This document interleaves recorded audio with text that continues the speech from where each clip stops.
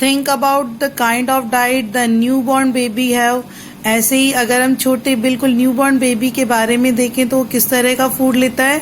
They take only milk, वो only क्या लेते हैं, मिल्क ही लेते हैं। तो हमने देखा कि देखो हमारे पेरेंट्स की डाइट में, हमारी डाइट में या बिल्कुल न्यू बॉर्न बेबी की डाइट में डिफरेंस होता है। क्यों होता है डिफरेंस?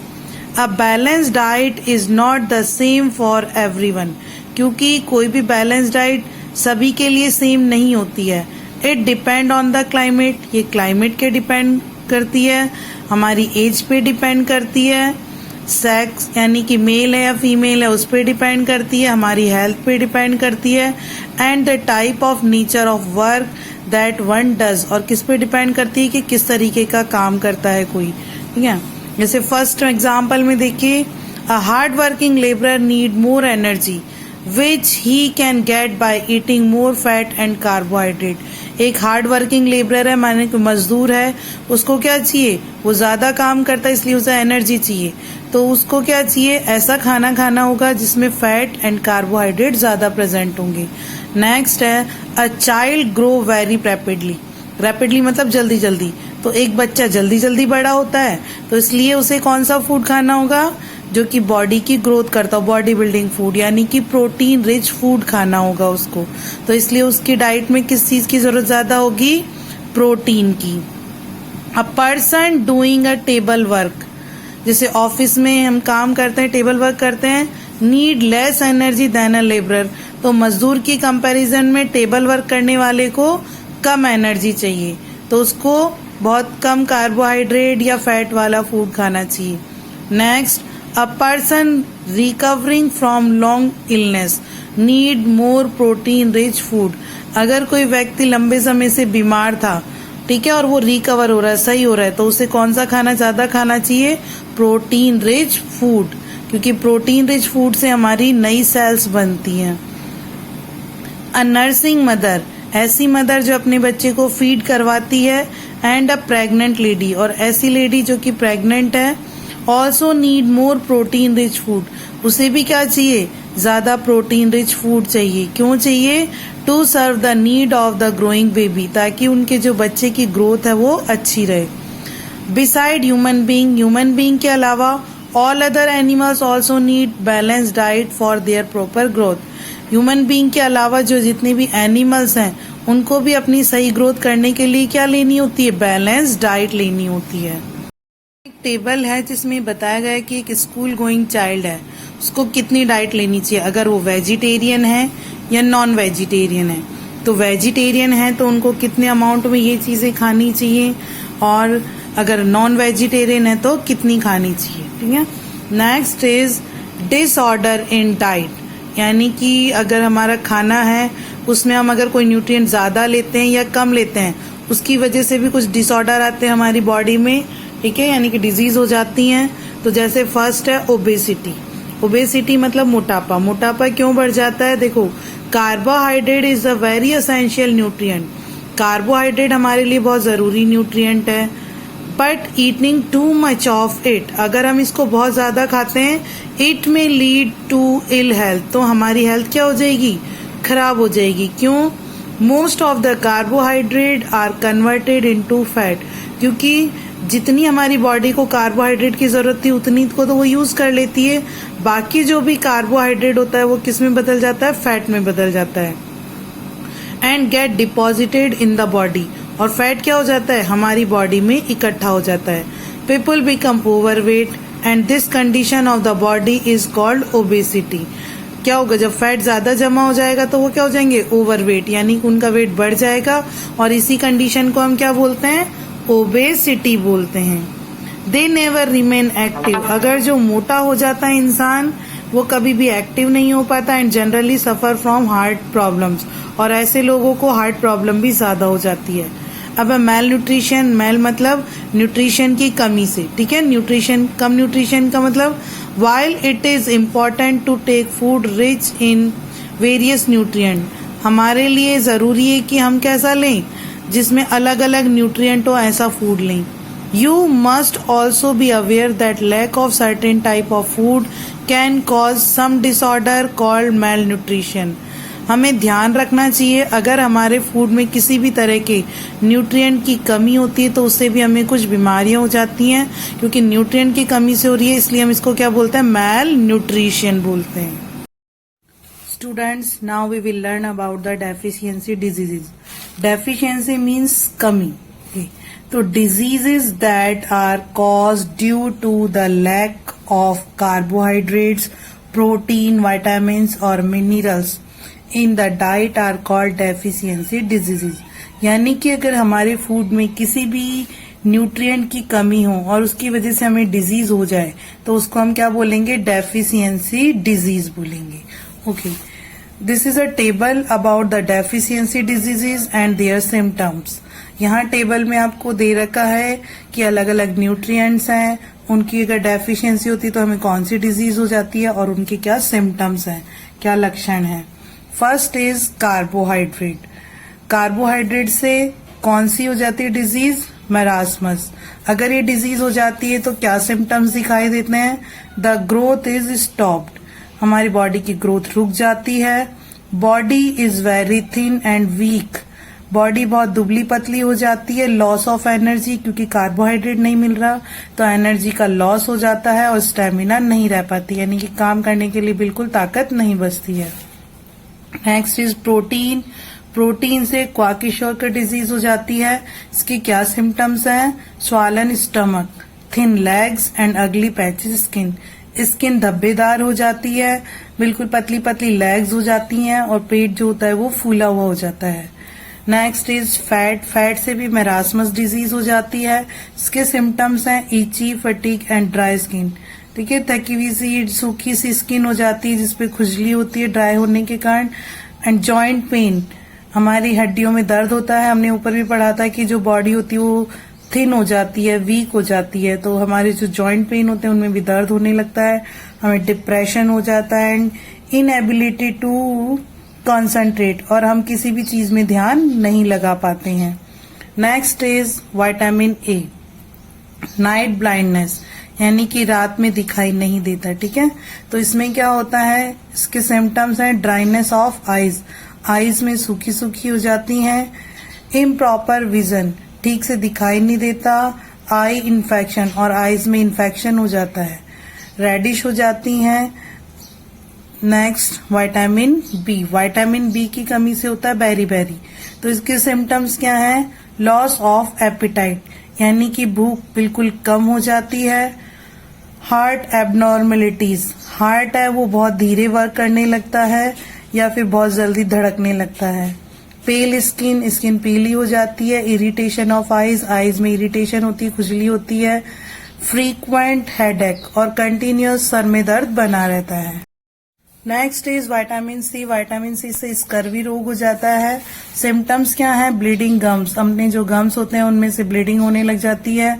पुअर एपिटाइट, भूख बिल्कुल कम हो जाती है। एंड स्किन डिसऑर्डर, यानी कि स्किन में भी क्या हो जाती है, कोई ना कोई प्रॉब्लम हो जाती है। ईचिंग भी हो सकती है, कोई अदर इरिटेशन हो सकती है, रेडिश हो सकती है स्किन, ये कोई भी डिसऑर्डर हो सकते हैं।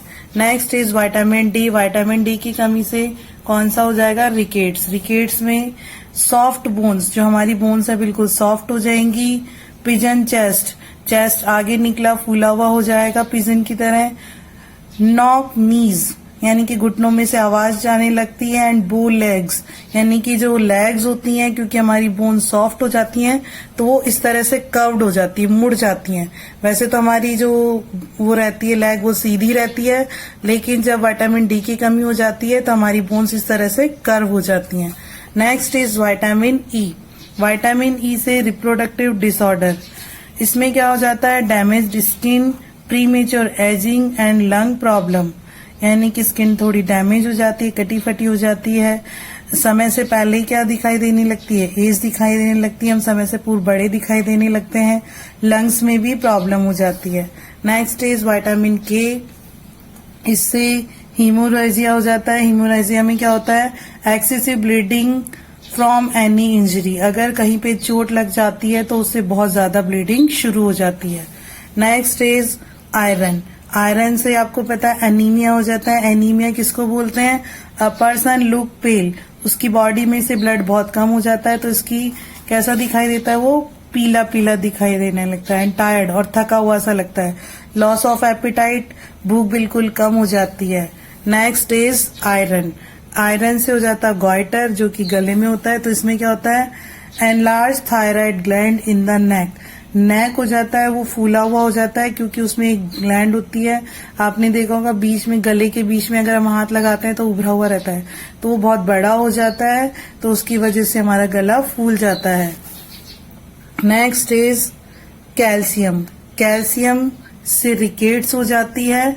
रिकेट्स में वही हो जाती है soft and band bones, bone soft हो जाएंगी और वो बैंड हो जाएंगी। लॉस ऑफ टीथ इनेमल, और हमारी जो टीथ है उसके ऊपर जो व्हाइट कलर का लेयर है जिसको हम इनेमल बोलते हैं, वो क्या हो जाती है, हट जाती है, ठीक है, जिससे टीथ हमारे बिल्कुल कमजोर हो जाते हैं। नेक्स्ट इज फॉस्फोरस, फॉस्फोरस में क्या होगा, decay of tooth and erosion of bones, यानी कि हमारा जो टूथ है उसकी ऊपर की वही है कि लेयर हट जाएगी और बोन्स भी धीरे धीरे क्या होने लगेंगी, इरोजन, मतलब वो कम होने लगेंगी, ऐसी हो जाएगी कि थोड़े से गिरने पर ही वो टूट जाती हैं।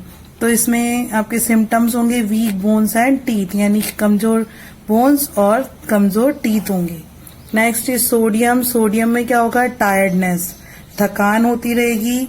तो थकान होने से क्या होगा, मसल्स क्रैम्प, यानी कि आपने देखा कई बार हमारे मसल्स में क्रैम्प आते हैं, यानी कि जैसे उठते बैठते हैं तो एकदम से झटका सा लगता है, वो तो क्रैम्प्स आ जाते हैं। नेक्स्ट इज पोटेशियम, पोटेशियम से पैरालिसिस, ठीक है, पैरालिसिस हो जाता है। पैरालिसिस में क्या होगा, week muscles of the body, यानी कि हमारी बॉडी की मसल्स होती हैं वो वीक हो जाएंगी, काम नहीं करेंगी। तो उस जो जिस पार्ट में ये आता है पैरालिसिस, वो वाला पार्ट हमारा फिर काम करना बंद कर देता है, ठीक है, जिसको लकवा बोलते हैं। नेक्स्ट इज फ्लोरीन, फ्लोरीन में भी वो ये टूथ डिके, यानी कि हमारे जो टूथ होते हैं वो धीरे धीरे झड़ने, मतलब कम होने लगते हैं, इनकी जो है ऊपर की लेयर हट जाती है, तो धीरे धीरे कहते हैं कि वो क्षरण होने लगते हैं, मतलब कि झड़ने लगता है उसकी लेयर। नेक्स्ट इसका जो सिम्टम्स है, weakness of teeth and gums, जो गम्स एंड टीथ है उनमें वीकनेस आ जाती है। नेक्स्ट इज क्लोरीन, क्लोरीन से हो जाता है पायरिया, पायरिया में क्या होता है, problems related to the digestion and heart activity. इसमें होता है कि हार्ट से और डाइजेशन क्या हो जाता है, बिल्कुल वीक हो जाता है हमारा। In the given table, we have learned that we should eat the food which is rich in the nutrients. Otherwise, we can fall ill or we can get the disease. हमने इसमें देखा कि अगर हम कोई न्यूट्रिएंट नहीं लेंगे तो उनकी कमी से कोई डिजीज हो जाती है, और उनके सिम्टम्स को हमने देखा।